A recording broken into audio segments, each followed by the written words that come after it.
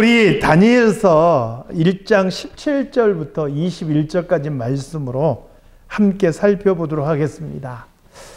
다니엘이 뜻을 정했다. 다니엘이 마음을 먹었다. 그래서 신앙을 굳게 지켰어요. 그리고 그런 다니엘을 하나님께서 도우시고 은혜를 베푸셨죠. 그래서 우리가 이제 17절을 살펴봐야 되는데 오늘은 21절 말씀을 먼저 좀 살펴보려고 합니다. 21절 말씀을 함께 읽겠습니다. 자, 시작. 다니엘은 고레스 왕 원년까지 있으니라.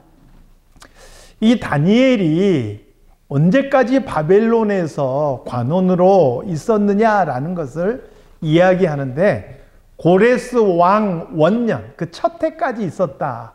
이렇게 이야기를 합니다. 이것 때문에 어떤 사람은 다니엘이 이때까지 살았었다라고 말하기도 하지만 그것은 맞지 않는 얘기예요. 이 고레스 왕은 이 바벨론 제국을 멸망시키고 바사라는 나라를 제국을 세우는 왕이에요. 그리고 다니엘은 이 바사 제국의 2대 왕인 다리오 왕 때도 여전히 관원으로서 활동하고 있는 것을 보게 돼요. 그러니까 다니엘이 이때까지 살아 있었다라는 말은 맞지가 않은 거예요. 그 이후에도 훨씬 더 오래 살아 있었던 것을 보게 되는 거예요. 다니엘이 한 15세에서 20세 사이 정도, 그때쯤에 바벨론으로 잡혀왔는데 고레스 왕 원년은 다니엘이 포로로 잡혀온 지 약 65년 정도 지난 때. 그러니까 적어도 이때 다니엘의 나이가 한 80세쯤 되었을 것으로 그렇게 추측을 하고요.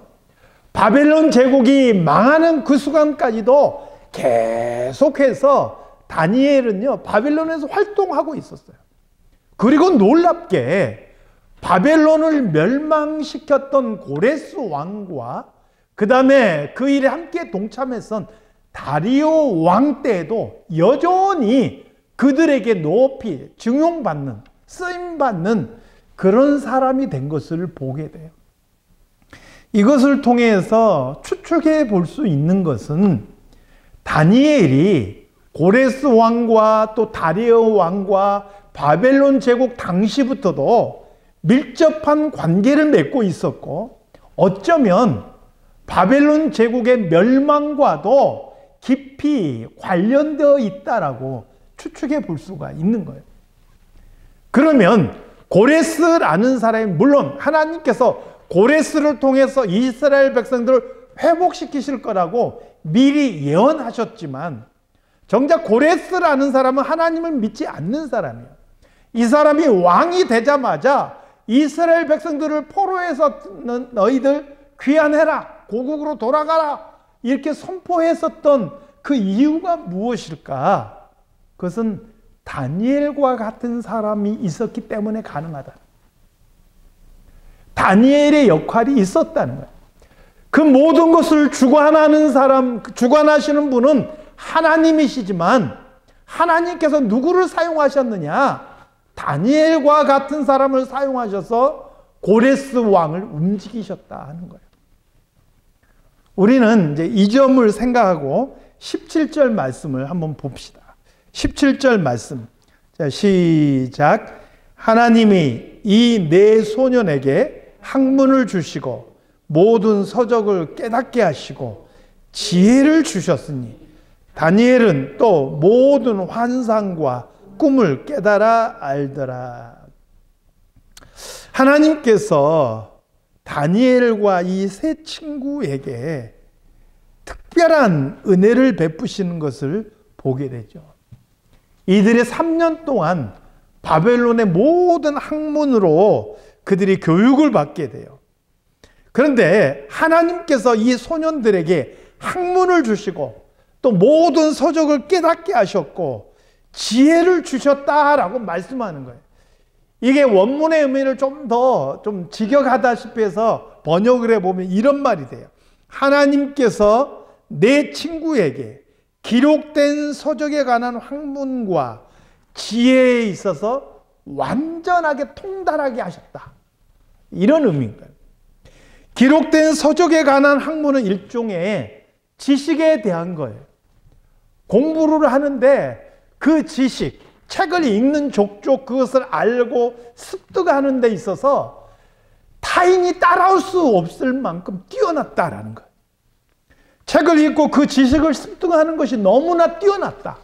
남들보다 탁월했다라는 거예요. 그리고 지혜가 나오는데 이 지혜라는 것은 그 지식을 활용하고 적용하는 영역이에요. 이거 단순하게 배운다고 되는 게 아니에요. 이 지혜는 정말 하나님께서 주신 어떤 깨달음의 영역이에요. 그래서 내가 10개를 배운다고 해도 그 10개를 다 내가 살면서 써먹느냐? 그렇지 못해요. 10개를 배웠는데도 한 개도 못 써먹고 사는 사람이 세상에는 굉장히 많아요. 그런데 한 개밖에 배우지 않았어도 10개처럼 써먹고 사는 사람도 있어요. 어떤 사람이에요? 지혜가 있는 사람이에요. 다니엘과 그 친구들에게 하나님께서 이런 지혜를 주셨다는 거예요.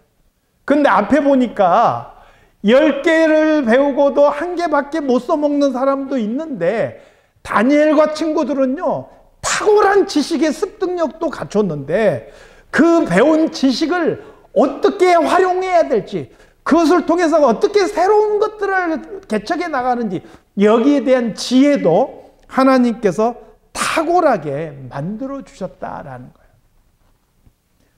물론 세상의 사람들도 지식이 있어요. 세상의 사람들도 이런 지혜가 있어요.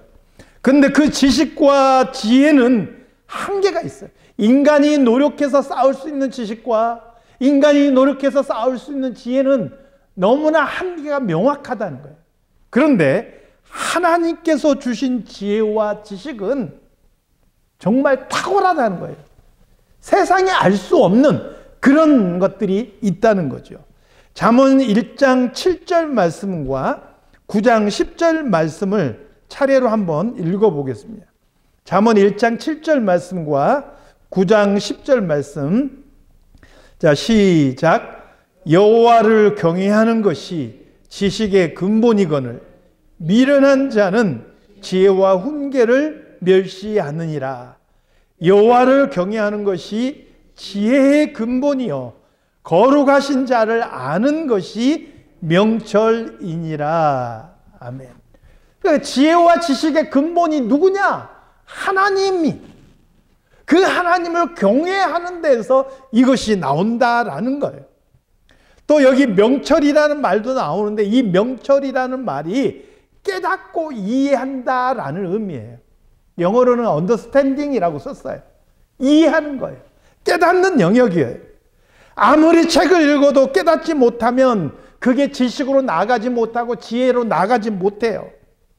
세상의 모든 사람들은 일반적으로 노력하면 이 지식도 얻고 어느 정도는 지혜롭기도 해요. 그러나 그 시대를 뛰어넘는 탁월한 지혜와 지식은 누구로부터 나온다고요? 하나님으로부터 나옵니다. 그 시대를 뛰어넘는 지혜와 지식의 근본은 바로 하나님께서 주신다 하는 거예요. 거기에 덧붙였어요. 다니엘은 어떤 것까지 있어요? 여기에 보니까 환상과 꿈을 깨달아 안다. 이렇게. 하나님께서 이렇게 주셨어요. 이건 영적인 신비한 세계를 엿볼 수 있는 그런 영적인 안목을 다니엘에게 주셨다라는 거예요. 고대 사회에서도요, 이 꿈이라든지 또 그 시대에 나타난 어떤 징조들에 대해서 굉장히 관심이 많았던 것 같아요. 그래서 왕은요, 항상 왕 옆에 이런 왕이 꾸는 꿈을 해몽해 주는 사람들, 그리고 나라의 어떤 징조나 별이나 달이나 해양의 어떤 징조들이 나타났을 때 그것의 의미를 해석해 주는 사람들을 늘 옆에 두고 살았어요. 그래서 그들은 사회적으로 굉장히 지위가 높을 수밖에 없었던. 그러니까 다니엘이 환상이나 꿈을 해몽할 수 있는 이런 어떤 영적인 능력이 있다라는 것은 그 시대 속에 다니엘이 높은 위치에 올라갈 수 있는 그런 길이 생겼다, 이 말과 같은 것이죠. 그런데 여기서 우리가 오해하지 말아야 될 게 있어요.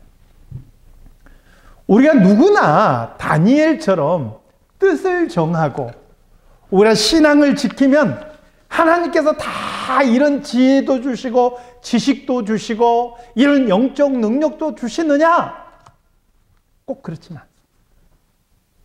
오늘 우리가 뜻을 정하면 우리에게도 하나님께서 이런 은혜를 주시느냐? 꼭 그렇지는 않다는 거예요. 한때 한국에요, 다니엘 기도법, 또 다니엘 기도회, 또 다니엘 공부법, 뭐 이런 거 막 유행한 적이 있어요. 다니엘처럼 해서 우리 자녀들이 정말 지혜롭고 공부 잘하고 좋은 대학 가고 성공하는 그런 자녀들로 우리 자녀들을 키우자, 이게 유행이 된 적이 있어요. 여러분 가만히 생각해 보십시오. 다니엘이 지혜를 얻기 위해서, 그가 지식을 얻기 위해서, 이런 영적인 능력을 얻기 위해서 그렇게 뜻을 정했나요? 그러지 않았잖아요. 그는 하나님 앞에서 내 믿음 지키기 위해서 뜻을 정했을 뿐이에요. 하나님께서 그를 쓰시기 위해서 특별한 은혜를 베푸셨을 뿐이에요. 다니엘이라는 사람은요, 아까도 제가 서두에 말씀드린 대로 그 시대로 움직이는 사람이에요. 그를 통해서 하나님의 뜻하신 바 포로 귀환을 이루시기 위해서 하나님의 뜻을 위해서 특별히 부르신 사람이라고. 모세와 같은 사람이에요. 그 시대에 수많은 하나님의 사람들이 있지만 다 다니엘 같을 수는 없는 거예요. 우리도 마찬가지예요. 우리가 오늘날 신앙의 뜻을 갖는다고 해서, 뜻을 정했다고 해서, 우리의 믿음의 경계선을 지킨다 해서 다 다니엘 같을 수는 없어요. 그러나 오늘 우리가 뜻을 정하고 우리의 믿음을 지키는 것들이 굉장히 중요해요. 다니엘 같지는 않지만 우리의 자리에서 우리가 눈물로 기도하고 우리가 신앙을 지켜가는 그 삶을 하나님께서는 기억하시고 때가 되었을 때 하나님의 뜻을 이루시며 그 모든 눈물과 기도를 모아 하나님의 기쁘신 뜻은 하나님의 나라의 역사를 이루어 가신다 하는 거예요. 시편 137편 5절에서 6절 말씀을 한번 같이 보겠습니다. 시편 137편 5절에서 6절입니다. 시작. 예루살렘아, 내가 너를 잊을진대 내 오른손이 그의 재주를 잊을지로다. 내가 예루살렘을 기억하지 아니하거나 내가 가장 즐거워하는 것보다 더 즐거워하지 아니할진대 내 혀가 내 입천장에 붙을지로다. 이게 포로로 잡혀가 있던 그 시대 사람들이 지은 노래예요.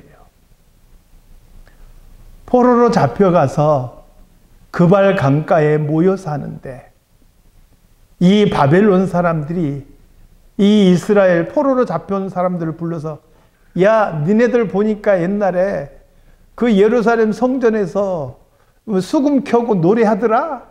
우리 잔치하는데 그 한 곡 좀 뽑아볼래? 이런 식으로 이야기를 하는 거예요. 오로지 하나님 앞에 올려드리는 그 찬양을 술 먹고 잔치하고 풍악을 울려라 하듯이 그렇게 한 곡 좀 뽑아보라, 이렇게 요청합니다. 그래서 그들이 자기들의 수금을 나뭇가지에 걸었어요. 연주하지 않겠다는 의미예요. 내가 저들을 위해서 이 노래를 부를진데 그냥 내 입천장이, 내 혀가 내 입천장에 붙어버리는 게 낫다. 그리고 지금 말씀하고 있는 게, 예루살렘아, 내가 너를 잊을진데 내 오른손이 그 재주를 잊을지로다. 나는 결코 예루살렘, 하나님의 성전, 우리를 이끌어 주신 그 하나님을 잊지 않겠다는 거예요. 그럴 바에 차라리 내가 제 주를 잊어버리고 말겠다. 이런 결심들이에요. 물론 포로로 잡혀가서 그들의 요청에 응하지 않을 때 어떤 피해와 어떤 핍박을 받을지 그들은 정말 그 모든 것들을 각오하고 있는 거예요. 그럼에도 불구하고 나는 결코 내 믿음과 내 신앙을 저버리지 않겠다라고 지금 고백하고 있는 거예요. 다니엘만 뜻을 정한 게 아니라는 거예요. 누군지 알 수 없지만 이 무명의 신앙인도 하나님 앞에서 뜻을 정하고 그렇게 자기의 믿음과 신앙을 지키겠다라고 결심하고 있는 거예요. 그리고 이들의 눈물의 기도가 씨가 뿌려져서 때가 되었을 때 하나님께서 그것을 기쁨으로 단을 거두고 돌아올 수 있도록 인도해 주신 것을 보게 돼요. 여러분, 누구나가 다 솔로몬처럼 1,000번째 드리면 그런 지혜를 받습니까? 그런 복의와 영광을 누립니까? 그건 아니라는 거예요. 누구나 다 다니엘처럼 뜻을 정한다고 다니엘과 같은 그런 지혜와 지식과 그런 영적인 능력을 얻는 것은 아니에요. 특별한 사람들이에요. 그러나 우리는 특별하지 않을지라도 우리가 뜻을 정하고 마음을 정해서 하나님 앞에 우리의 신앙을 지키고 나아갈 때 우리의 자리에서 우리의 눈물의 기도를 드릴 때 하나님께서 때가 되었을 때 그런 모든 것들을 사용하셔서 하나님의 역사를 이루어 가게 될 줄로 믿습니다. 우리의 신앙을 가지고 하나님과 제발 협상하듯이 그렇게 신앙생활하지 말자는 거예요. 하나님, 내가 뜻을 정하고 이렇게 새벽 기도 40일 작전 기도 드립니다. 내가 이번에 1,000번째 드립니다. 이렇게 하시면 하나님, 우리 자식들 지혜 주시고 이번 좋은 대학 가게 해주세요. 이런 식으로 협상하듯이 신앙생활을 하지 말자는 거예요. 그저 우리가 우리 삶 속에서 순수하게 하나님을 사랑하기 때문에 우리의 믿음을 지키기로 결심하고 나아가면 하나님께서 우리의 걸음 한 걸음 한 걸음마다 동행하시고 우리에게 베푸실 은혜가 있을 줄로 믿습니다. 자, 이어지는 18절에서 19절 말씀 보겠습니다. 18절에서 19절 말씀. 자, 시작.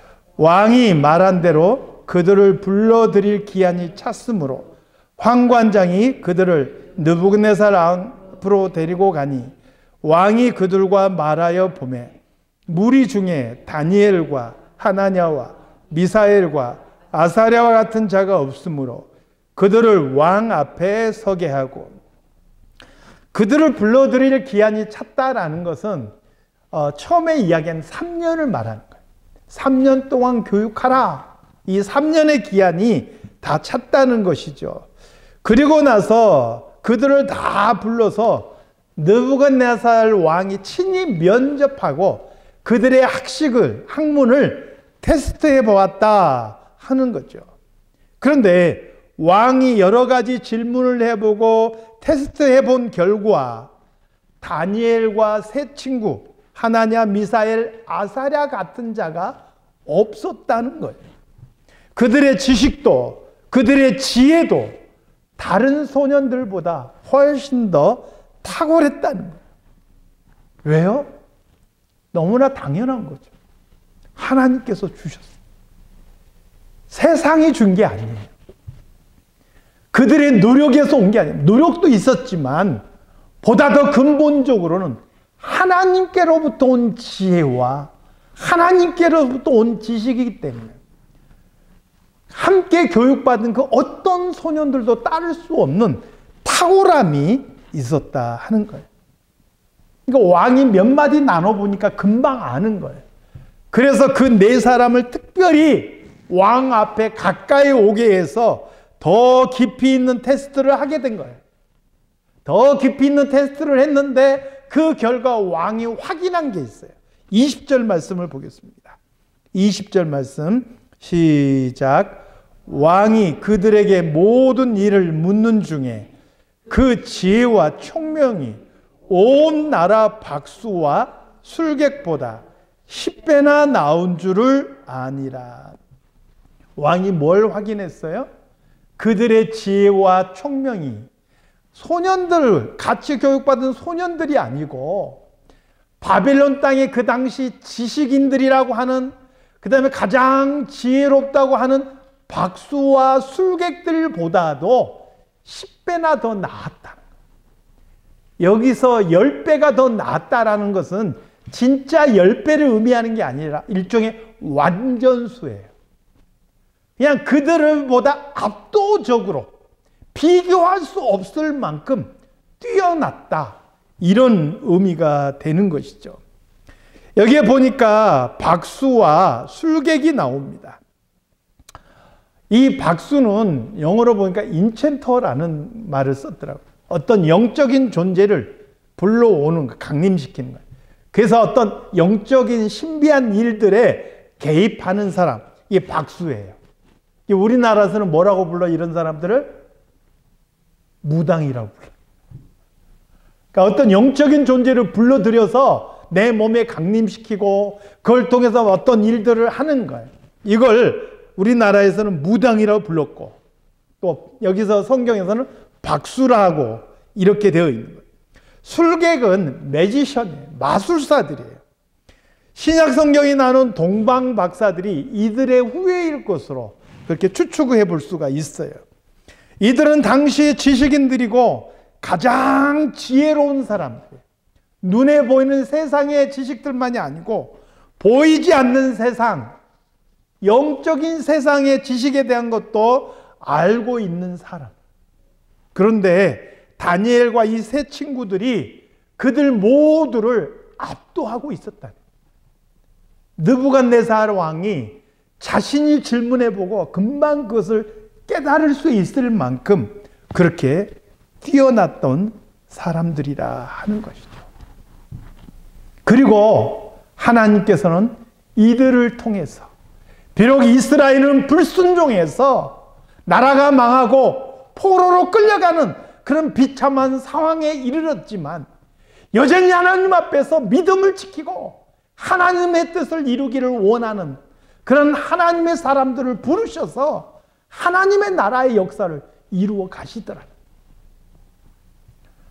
사랑하는 성도 여러분, 저는 오늘 우리들이 이렇게 이 시대 속에서도 하나님의 뜻을 이루어가는 하나님의 사람들이 되시기를 소망합니다. 세상은 더 악해져 갈 거예요. 세상에 많은 사람은 더 하나님을 떠나고 세상은 더 하나님을 대적하는 그런 시대가 앞으로 더 열릴 거예요. 그럼에도 불구하고 우리는 여전히 뜻을 정해서 하나님께서 우리에게 원하신 뜻을 분별하고 그 뜻을 지키는 그런 성도의 삶을 살아갈 수 있기를 바랍니다. 그 중에 어떤 사람을 하나님께서는 다니엘처럼 부르셔서 쓰실 수 있어요. 그러나 그리 아니하실지라도 우리가 우리의 삶 속에서 흘리는 눈물의 기도, 우리가 뜻을 정하고 지켜나가는 우리의 믿음 결코 헛되지 않다는 거예요. 하나님께서는 그 모든 것을 모으셔서 하나님의 뜻을 이루어 가시고 하나님의 나라의 역사를 만들어 가실 줄로 믿습니다. 말씀의 결론을 맺겠습니다. 우리가 기억해야 될 것은 두 가지입니다. 첫째는 이 세상에서 우리가 그리스도인답게 살려면 우리는 우리의 마음을 굳게 먹어야 돼. 뜻을 정해야 돼. 우리의 경계선을 굳게 정하고 그것을 지켜나가야 돼. 그러지 않으면요, 나도 모르는 사이에 세상의 흐름에 휩쓸려 가는 거예요. 두 번째, 그런 우리에게 다니엘과 같은 것은 아닐지라도 우리의 상황에 맞는, 우리의 어떤 그 때에 맞는, 우리의 형편에 맞는 하나님의 은혜가 우리와 함께 하실 줄 믿습니다. 우리의 삶 속에서 우리에게 역사하시는 하나님의 놀라운 손길을 체험하게 될 줄로 믿습니다. 그래서 시대가 어떻게 흘러가든지, 다른 사람들은 어떻게 살아가든지, 우리는 뜻을 정하고 하나님 앞에 우리의 믿음을 지켜나가는 하나님의 사람들이 다 되시기를 우리 주님의 이름으로 축원합니다. 기도하겠습니다. 하나님 아버지, 하나님께서 여전히 믿음을 지키고 하나님의 뜻 가운데 서 있는 하나님의 사람들을 통해서 큰 구원의 역사를 이루신 모습을 우리는 보게 됩니다. 하나님, 우리 모두가 다 다니엘 같을 수는 없을지 몰라도 무명의 신자가 되어서라도 여전히 믿음을 지키고 우리의 자리에 서서 눈물의 씨앗을 뿌릴 수 있는 저희들이 되게 하여 주시옵소서. 그래서 우리 사랑 장로교회 성도들을 통해서 이루어 가시는 하나님의 역사를, 하나님의 나라를 우리가 눈으로 볼 수 있게 도와주시옵소서. 예수님의 이름으로 기도드리옵나이다. 아멘.